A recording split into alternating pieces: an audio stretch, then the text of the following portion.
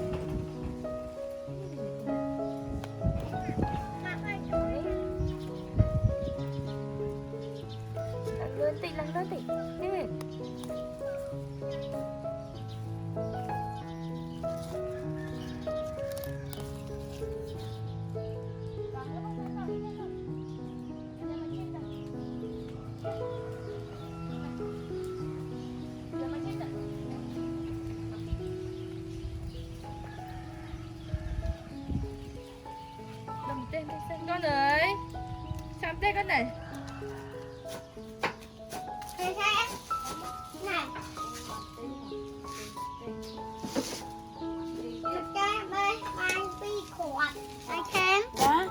Bố không em. Con hot con đã. Thấy không?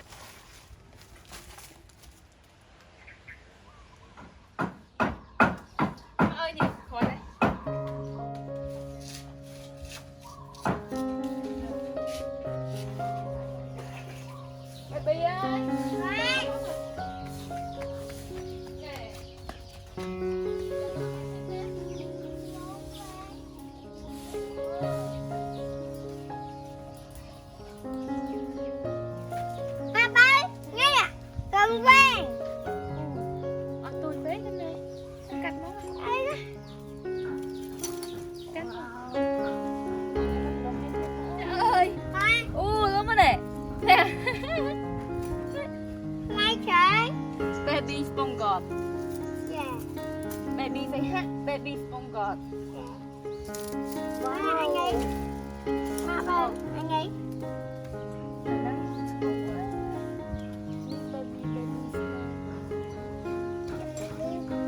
Spongot. Rồi, ok. Ba nhé. Ba. Ba sao anh đưa mình ở không? Ba phè mày.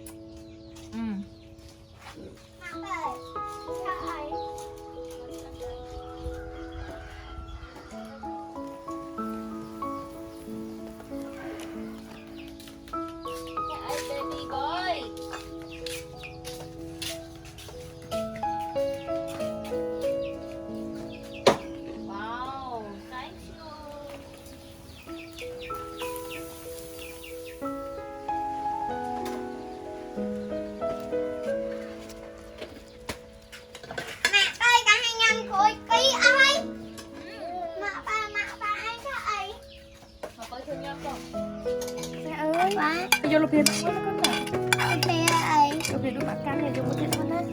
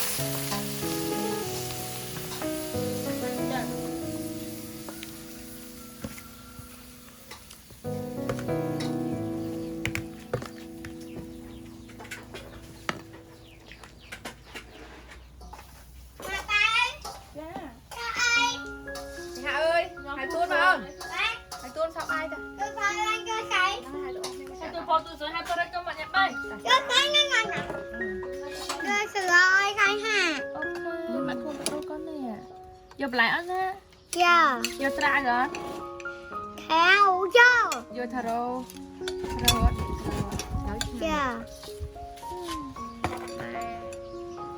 Ba bay số mấy cái đây rồi. Trong thang mét. Dạ. Thì phải nhận cái mặt xuống cái cho chị rồi. Nhớ. Anh nhầm một đồng. Ok. Ngon nhỉ. Ngon ha. Ngon tụi anh thì ai sẽ ăn. Cô hết thôi rồi.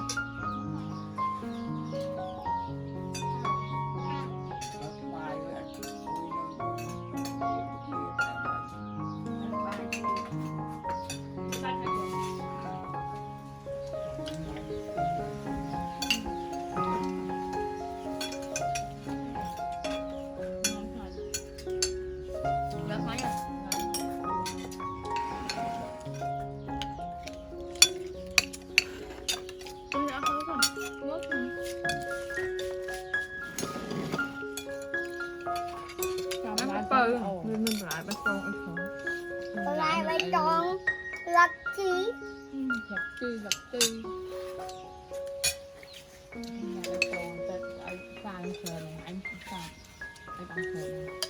Lật tâm mặt cây.